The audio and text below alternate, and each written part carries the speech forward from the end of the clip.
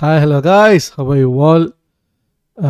ரீசெண்டாக அந்த கமல்ஹாசன் அவர்கள் கன்னடா லாங்குவேஜை பற்றி பேசினது மிகப்பெரிய கான்ட்ரவர்சி ஆச்சு. அதுக்கு பேக் டு பேக் நிறையா நியூஸ் ரியாக்ட் நம்ம பண்ணிகிட்ருக்கோம். அந்த வகையில் அவர் இப்போ ரீசெண்டாக ஹைகோர்ட் கர்நாடகா ஹைகோர்ட்டில் அப்ரோச் பண்ணி இந்த மாதிரி என் படத்தோட ரிலீஸ்க்கு எந்த விதமான பிரச்சனை வராத அளவுக்கு ஸ்டேட் மிஷினரிலேருந்து ப்ரொடெக்ஷன் அண்ட் சேஃப்டி மெஷர்ஸ் எடுக்கணும். அப்புறம் கர்நாடகா ஃபிலிம் சேம்பர் அசோசியேஷனில் இந்த மாதிரி படத்தோட ரிலீஸ்க்கு இந்தமாரி எந்த ஒரு இடையூறும் வந்துடக்கூடாதுங்கிறதுக்கு ஸ்டேட்ஸ் லீகல் சப்போர்ட் வேணுங்கிற மாதிரி கேட்டிருந்தாப்புல. அதுக்காக ப்ளீ பண்ணியிருந்தாங்க கர்நாடகா ஹைகோர்ட்டுக்கு. அண்ட் தென் கர்நாடகா ஹைகோர்ட் வந்து ரொம்ப நான் கோர்ட்டோட அப்சர்வேஷன்ஸ் ரொம்ப காட்டமாக இருந்ததுன்னு சொல்லலாம். டு அன் எக்ஸ்டென்ட் கொஞ்சம் பார்ஷியலாகவும் அன்எக்ஸ்பெக்டபுளாகவும் இருந்துச்சு கோர்ட்டோட அப்சர்வேஷன்ஸு. அதனால் it's just my criticism. Okay, to an extent அது எப்படி இருந்துச்சுன்னா, உங்களுக்கு இது நீங்களாக உருவாக்கிட்ட ஒரு பிரச்சனை, நீங்கள் சாரி சொன்னால் முடிஞ்சிடும், ஏன் சாரி சொல்ல மாட்டீங்க, சாரி சொல்லுங்கள் அப்படின்ற மாதிரி சொல்கிறாங்க. ஒரு கோர்ட் வந்து can they demand an apology அப்படிங்கிறது பண்ண முடியுமா அப்படிங்கிறது என்னோடய முதல் கேள்வி. அப்படி பண்ண முடியுமா? அதாவது நீ மன்னிப்பு கேட்டு தான் ஆகணும், நீ மன்னிப்பு கேள் அப்படின்னு ஒருத்தவங்களை சொல்ல முடியுமா? நீ செஞ்சது ஒரு குற்றம், அந்த குற்றத்துக்கு இந்த தண்டனைன்னு சொல்ல முடியும். கான்ஸ்டியூஷனுக்கு ரைட்ஸ் இருக்குது. ஒவ்வொன்றுத்துக்கும் கான்ஸ்டியூஷனும் ஒரு நம்மளோட சட்டம் ஐபிசின்னு சொல்லப்படுறது இப்போல்லாம் வேறு மாதிரி ஆயிடுச்சு. பீனலேருந்து க்ரைம்லேருந்து நிறைய இப்போ மாறிடுச்சு. பிஎன்எஸ்ன்னு நம்ம சொல்லுவாங்க. சட்டத்தின் வழியிலாக இல்லை கான்ஸ்டியூஷன் இன்டர்பிரேட் பண்ணுற மாதிரி இப்போ ஃப்ரீடம் ஆஃப் ஸ்பீச்னா, ஃப்ரீடம் ஆஃப் எக்ஸ்ப்ரெஷன்னா, அது இன்னொருத்தவங்க சென்டிமெண்ட்டை ஹர்ட் பண்ணுது, அதுக்கு நீங்கள் வருத்தம் தெரிவிக்கணும், இல்லை ஹர்ட் பண்ணதுக்கு நீங்கள் கண்டிப்பாக சாரி கேட்கணும் ஒரு கோர்ட் சொல்ல முடியுமா? அது எனக்கு ரொம்ப புதுசாக இருக்குது. அப்படி அவர் சொன்னால், if he is not even உணர்ந்தே அவர் சொல்லனா சொல்லி என்ன பிரயோஜனம்? நம்ம தலையும் உஷாரு, சும்மா பேருக்கு சொல்லுங்கிறதுக்கு மாதிரி சாரிலாம் சொல்ல மாட்டாப்புல. ஆனால் இது ஆர்ஜானந்த் அவர்கள் ட்விட்டரில் ரொம்ப அழகாக கேட்டிருந்தாங்க. ஒருத்தர் உண்மையாலுமே உணர்ந்து நான் அந்த பண்ணது தப்பு, நான் அப்படி பண்ணியிருக்கக்கூடாதுன்னு உணர்ந்து திருந்தி வருந்தி அவன் அப்பாலஜைஸ் பண்ணுறதுக்கும் நீங்கள் சாரின்னு ஒன்று சொல்லுங்கள், அதுதானே கேட்குறோம், சாரி சொல்லுங்கள் விட்டுறோம் அப்படிங்கிற மாதிரி கேட்குறது எந்த விதத்தில் நியாயம்? அது எனக்கு புரியவே இல்லை. அதுக்கு பேர் சாரி, அதுக்கு பேர் அப்பாலஜிங்கிறது எனக்கு முதல்ல தெரியல. அடுத்தது ஸோ இந்த மாதிரி கர்நாடகா ஹைகோர்ட் அப்சர்வேஷனுக்கும் அதை சுற்றி நடக்கிற நிறைய நியூஸ் ரியாக்ஷன் நிறையா இருக்குது பார்க்குறதுக்கு, கவர் பண்ணுறதுக்கு. ஸோ நான் அது எல்லாத்தையும் ஒன் பை ஒன்னாக நானும் பார்க்குறேன். நீங்களும் எல்லாம் கூட சேர்ந்து நியூஸை பார்க்குறத நார்மலைஸ் பண்ணுவோம். ஓகே, எல்லாரும் சேர்ந்து நியூஸ் பார்ப்போம் வாங்க. அதே போல தயாரிப்பாளர் திரு ராஜன் ஆகியோர் இணைந்திருக்கிறார்கள். முதலாவதாக திரு மணியரசன், முதல்ல கன்னடம் குறித்த பேச்சு, போராட்டம், மன்னிப்பு, நீதிமன்றம்னு போய் இப்போ ஈகோல வந்து நிக்குது. மன்னிப்பு கேட்பதில் என்ன ஈகோ அப்படின்னு நீதிபதிகள் கேள்வி எழுப்பியிருக்காங்க. அதே போல ஏன் சுற்றி வளைத்து பேசுகிறீர்கள் என்ற கேள்வியும் எழுப்பியிருக்கிறார்கள். அவர் கடிதம் எழுதிய பிறகும் கூட. எப்படி பார்க்கிறீங்க மணியரசன்? அதாவதுங்க, இந்தியா முழுவதிலையும் ஒரு உயர் நீதிமன்றம் ஒரு வழக்கை விசாரிக்க எடுத்த உடனேயே தீர்ப்பு வழங்கியது இந்த வழக்காக தான் இருக்கும். இன்னைக்கு எடுத்திருக்காரு நாக பிரசன்னா. போராட்டம், மன்னிப்பு, நீதிமன்றம்னு போய் இப்போ ஈகோல வந்து நிக்குது. மன்னிப்பு கேட்பதில் என்ன இருக்கிறார்கள்? முதலாவதாக திரு மணியரசன், முதல்ல கன்னடம் குறித்த பேச்சு, போராட்டம், மன்னிப்பு, நீதிமன்றம்னு போய் இப்போ ஈகோல வந்து நிக்குது. மன்னிப்பு கேட்பதில் என்ன ஈகோ அப்படின்னு நீதிபதிகள் கேள்வி எழுப்பியிருக்காங்க. அதே போல ஏன் சுற்றி வளைத்து பேசுகிறீர்கள் என்ற கேள்வியும் எழுப்பியிருக்கிறார்கள். அவர் கடிதம் எழுதிய பிறகும் கூட. எப்படி பார்க்கிறீங்க மணியரசன்? அதாவதுங்க, இந்தியா முழுவதிலையும் ஒரு உயர் நீதிமன்றம் ஒரு வழக்கை விசாரிக்க எடுத்த உடனேயே தீர்ப்பு வழங்கியது இந்த வழக்காக தான் இருக்கும். இன்னைக்கு எடுத்திருக்காரு நாக பிரசன்னா என்ற நீதிபதி, கர்நாடக உயர்நீதிமன்ற நீதிபதி. விசாரித்து எது தப்பு எது சரி என்ன என்று அவர் தீர்ப்பு வழங்குறதுக்கு அவகாசம் தேவை. எடுத்த எடுப்புலேயே தீர்ப்பை வழங்கிட்டு அவர் சொல்கிறாரு, இது ஒரு விசாரணையா, இது நீதி முறையா, இது உச்சநீதிமன்றத்தை தான் அணுகணுது. நாக பிரசன்னா அன்னைக்கு எடுத்திருக்க அணுகுமுறை என்பது சட்டப்படி சரியா என்பதை நம்ம உச்சநீதிமன்றத்தை அணுகி விளக்கம் கேட்கணும் அல்லது மேல் நடவடிக்கை எடுக்கணும். இது நீதிமுறையே இல்லை. நாகப்பிரசன்னா பேசுகிறது தெருவில் கமலஹாசன் படத்தினுடைய போஸ்டரை கிழித்து கொண்டு மன்னிப்பு கேட்க வேண்டும் என்று சத்தம் போட்ட அந்த கன்னட வெறியர்களுக்கும் உயர்நீதிமன்ற நீதிபதி இப்படி கூறியதற்கும் என்னங்க வேறுபாடு இருக்கு?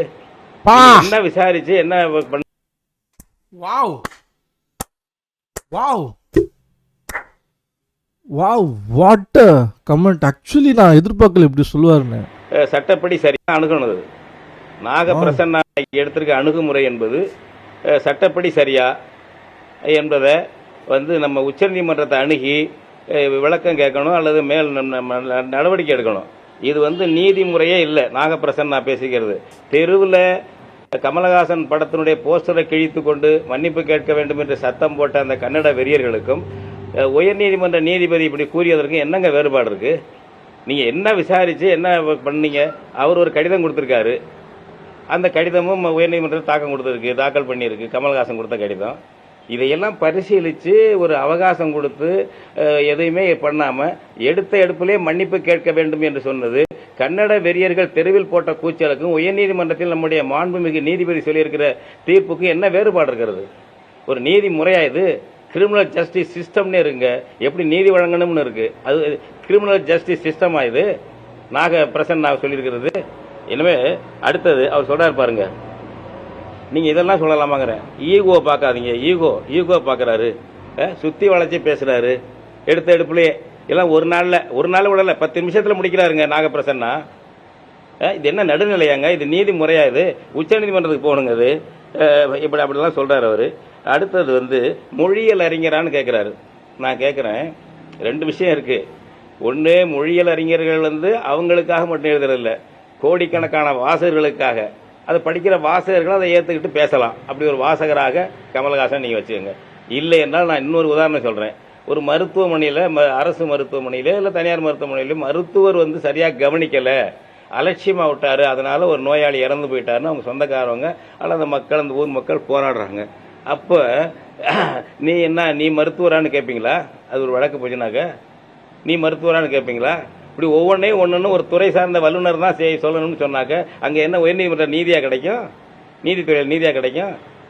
அடிப்படையில் மிக பிழையானதுங்க அது. அதனால் உச்சநீதிமன்றத்துக்கு போகணும். இவருடைய நாகப்பிரசன்னாவுக்கு வந்து உடனடியாக அது அங்கே போகணும். அடுத்தது, அங்கே துணை முதல்வர் DK சிவகுமார் இன்னைக்கு சொல்லியிருக்காரு பாருங்க. என்ன சொல்கிறார் அவர்? போராட்டம் கலவரமாக மாறக்கூடாது. நான் வந்து அன்னைக்கே சொல்லிட்டேன், தமிழர்களை அடித்து படுகொலை பண்ணி கடைகளை சூறையாடி பழக்கப்பட்டவர் கன்னடர்கள் காவேரி பிரச்சனையில். எனவே இப்போவும் நம்ம கர்நாடக தமிழர்களுக்கு ஆபத்துன்னு நான் சொல்கிறேன். நாங்கள் ஆர்ப்பாட்டம்லாம் தமிழ் தேசிய பேரியக்கத்தின் செயல்பாடு நடத்தியிருக்கிறோம். கண்டன ஆர்ப்பாட்டம் இந்த கன்னட வெறியர்களுக்கு கண்டிச்சு. இப்போ அவர் சிவகுமார் ஒப்புதல் வாக்குமூலங்க, DK சிவகுமார் துணை முதலமைச்சர் சொல்கிறாரு, போராட்டம் கலவரமாக மாறக்கூடாது. ஏன்? அவருக்கு தெரியுது. அதுக்கு அடுத்தப்ப அவர் சொல்றாரு பாருங்க, ஒரு நாளைக்கு பெங்களூர்ல இருந்து கர்நாடகத்திலிருந்து 50,000 பேர் ஓசூர் சென்று வருகிறார்கள். அப்படின்னா என்ன அர்த்தம்? அது அப்படின்னா என்ன அர்த்தம்? இனக்கலவரமாக அவர்கள் மாற்ற நினைக்கிறார்கள். அவர் கன்னடர்கள் அதை மாற்றக்கூடிய எல்லா கட்சியும் அதை ஆதரிக்கும். ஒரு முதலமைச்சர் சித்தராமையா இந்த பிரச்சனை வந்த உடனே அவர் வரலாறு தெரியாமல் கன்னடர்கள் வந்து கன்னட இனவெறி அமைப்புகள் தெருவில் இறங்கி போராடிக்கிட்டு இருக்கு. கோரிக்கை வைக்கலாம், அவங்க வந்து மறுக்கலாம், கண்டனம் தெரிவிக்கலாம், மன்னிப்பு தான் கேட்க வேண்டும் என்று என்ன இருக்கு? உடனே போராட்டாங்க. அதை போஸ்டரை கிழிக்கிறது, ரகலை பண்ணுறது தெருக்கள்ல நடக்குது. அப்பொழுது சித்தராமையாவை கேட்குறாங்க நிருபர்கள். அவர் சித்தராமையா முதலமைச்சர் என்ன சொல்றாரு? வரலாறு தெரியாமல் பேசுறாருன்னு தூண்டி விடுறாமல் பேசுறாருங்க அவர் முதலமைச்சர். கன்னட வெறியர்களுடைய தமிழர்களுக்கு எதிரான கலவரத்தை தூண்டி விடுறாப்புல சித்தராமையா பேசுறாரு. இந்திய தேசியம் பேசக்கூடியவர், காங்கிரஸ் கட்சியை சேர்ந்தவர். அப்புறம் வந்து அந்த பண்பாட்டுத்துறை அமைச்சரா மொழித்துறை அமைச்சரா கன்னடம் இருக்காரு, பகிரங்கமாக மன்னிப்பு கேட்க வேண்டும்னு அறிக்கை கொடுக்குறாரு ஒரு அமைச்சர் கர்நாடகத்தில். அதெல்லாம் சுட்டி காட்டுறோம். தமிழ்நாட்டில் இதை பற்றி முதலமைச்சர் ஏன் கருத்து சொல்லலை? ஸ்டாலின் ஏன் கருத்து சொல்லலை? எதுவுமே ஏன் கருத்து சொல்லலை? அப்போ நான் சொல்கிறேங்க, திராவிட பங்காளி அப்படின்னு நினைக்கிறீங்க. உங்கள் கூட்டணி தேர்தல் கூட்டணி, அதனால தமிழினா தமிழ்நாட்டு கல்வி கலை தோழமை கட்சியுடைய நடிகர் கமலஹாசன் ஏதோ கேடு போட்டு போனால் என்ன, கன்னடருடைய உறவு தான் தேவை என்று MK ஸ்டாலின் நினைக்கிறாரு. அவர் திராவிட இன உறவு கொண்டவர். எடப்பாடி பழனிசாமிக்கு என்ன உறவுங்க? எதிர்கட்சி தலைவர் ஏங்க பேச மாட்டேங்கிறாரு? தமிழ்நாடு இப்படி இருந்தால் அவன் அடிக்காம என்னங்க பண்ணுவான் நம்மள? ஒரு அனாதை, அரசியல் அனாதையால் நம்ம இருக்கிறோங்க. யார் மற்றவங்க பேசக்கூடாதா? எதிர்கட்சி தலைவர் எடப்பாடி பழனிசாமி என்ன ஏன் அதை பற்றி ஒன்றும் கருத்து சொல்லலை, கண்டனம் சொல்லலை? இந்த மாதிரி நம்ம அரசியல் அனாதைகளாக இருக்கிறோம். அதை ஞாபகம் வச்சுக்கோங்க. இந்த அடுத்தது இதை எதிர்த்து நம்ம என்ன சொல்கிறோம்னாக்க தப்பு ரைட்டுன்னு பேர் என்ன பத்தாது. கன்னடர்கள் கலவரம் நடத்தினால் பதிலடி கொடுக்கறதுக்கு தயாராக வேண்டும் தமிழ்நாட்டில் தமிழர்கள், கட்சி வேறுபாடு இல்லாமல். ஏன்னா நம்ம ஏற்கனவே பாதிக்கப்பட்டிருக்கோம். நான் பல தடவை சொல்லிட்டு இருக்கேன். 1991ஆம் ஆண்டு ஒரு உச்சநீதிமன்றம் காவேரியில் ஒரு கருத்து கேட்டாங்க. குடியரசுத் தலைவர் அனுப்பி கருத்து, வெங்கட்ராமன் தான் இருந்தார் குடியரசுத் தலைவராக. அதாவது தீர்ப்பாயம் ஒரு ட்ரிபியூனல் இடைக்கால தீர்ப்பு ஒன்று கொடுக்குது, அது செல்லாது அப்படின்ட்டாங்க கர்நாடகத்தில். உடனே செல்லுமா செல்லாதான்னு கேட்கறதுக்கு உச்சநீதிமன்றத்துக்கு கருத்து கேட்குறாங்க. உச்சநீதிமன்றம் சொல்லுது 91 நவம்பரில் சொல்லுது, இறுதி தீர்ப்புக்கு என்ன அதிகாரம் உண்டோ அது இடைக்கால தீர்ப்புக்கும் உண்டு அப்படின்னு சொல்லுது உச்சநீதிமன்றம்.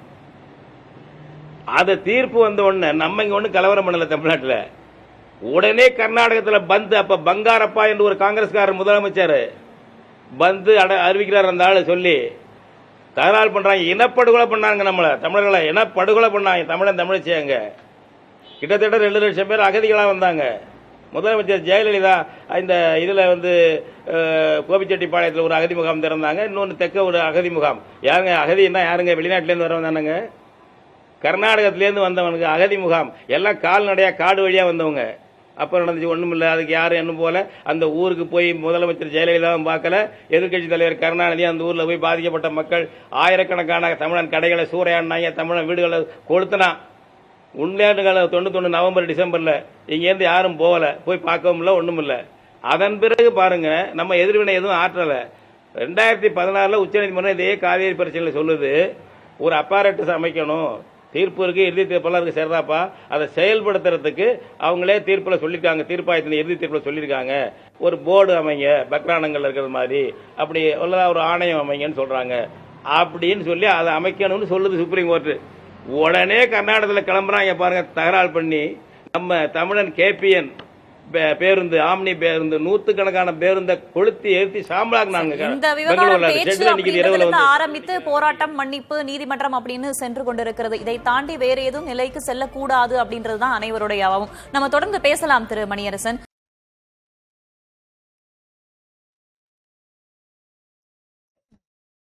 கர்நாடக தக்லீஃபும் இல்லை, இன்னைக்கு கப்பு இல்லை போட்டுக்கிறானுங்க. யார் நீங்க? இன்னும் இருக்குது, நிறையா இருக்குது ஆக்சுவலி. இப்போதைக்கு இவ்வளோதாங்க is video. I think that's it. ஏன்னா நிறையா இருக்குது பார்க்குறதுக்கு. ஏன்னா இட்ஸ் எவால்விங் சுச்சுவேஷன், நிறையா வந்துக்கிட்டே இருக்குது. நமக்கு அடுத்தடுத்து புது இன்ஃபர்மேஷன் வந்துக்கிட்டே இருக்குது. நம்ம ஒவ்வொன்றா ஃபாலோ பண்ணி எடுத்து பார்ப்போம். அட் த சேம் டைம் ஒரு ப்ராப்பர் ரிசர்ச் ஒன்று பண்ணுவோம். என்ன மாதிரி நடக்குது, ஏஐ கிட்ட கேட்டு வாட் இஸ் லாங்குவேஜ், என்ன லாங்குவேஜோட சின்டாக்ஸ், என்ன அதோட ஹிஸ்ட்ரி, என்ன எல்லாத்தையும் நம்ம கொஞ்சம் அனலிட்டிக்கலி என்னென்ன பேக்கிங் இருக்குது, ஃபைண்டிங்ஸ் இருக்குது, எல்லாத்தையும் சேர்த்து நம்ம பார்ப்போம்.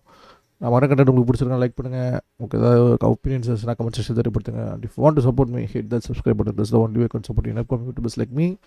இன்னும் நல்ல வீடியோவில் உங்களை சந்திக்கிறேன். Like bye, C you all, peace out.